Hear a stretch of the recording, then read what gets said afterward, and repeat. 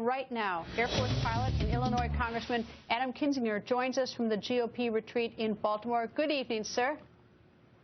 Hey, Greta, how are you? It's a little chilly out here. It looks a little chilly. Okay, so what do you think about Secretary Kerry? Should he thank Iran or not for releasing those sailors?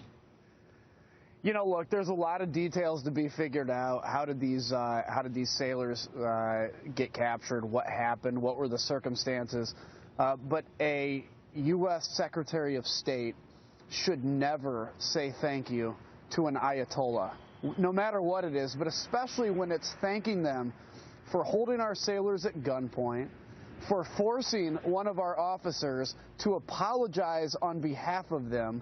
It was embarrassing. When I saw the Secretary's statements, I was embarrassed not just for him, I was embarrassed for our country, and I think this is completely unacceptable. What you see is, you know, you have an administration that was so desperate to have an Iran nuclear deal, so desperate to please Iran, to have some kind of a legacy to live on, that they are eager this weekend, as they're getting ready to lift sanctions, to make Iran happy. It was sad, it was embarrassing, and frankly, I never could imagine we'd be in this position.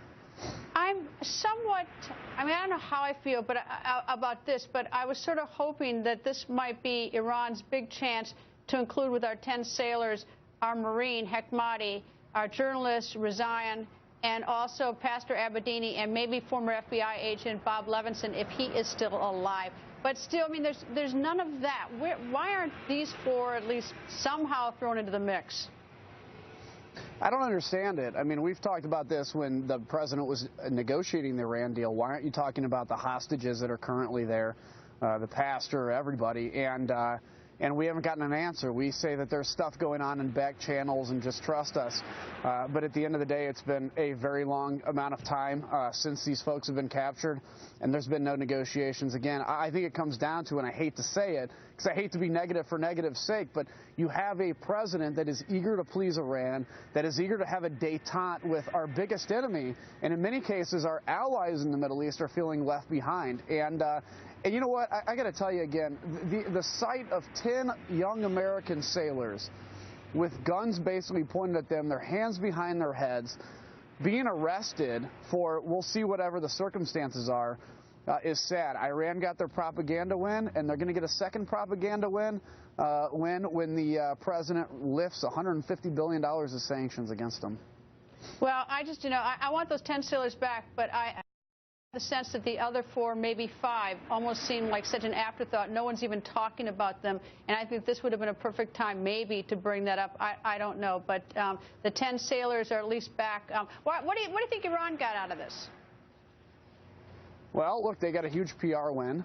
Obviously, the Secretary of State is acting like they're our best friends now, and they did us a great service. Truthfully, you know, there's multiple times in the past few years that American Navy has actually picked up distressed Iranian sailors, not necessarily military, but fishing boats or whatever, and we help them, we assist them, and we send them on their way. Iran got a military propaganda victory back home. You think about if you live in Iran and you see your regime, the regime you want to rise up against because you're tired of being oppressed by them. You see this regime capture 10 American sailors, have that propaganda win, and then all of a sudden turn around and get $150 billion this coming weekend. Boy, that's, if you're the Ayatollah, you're sitting pretty. Congressman Kinzinger, thank you very much for joining us, sir.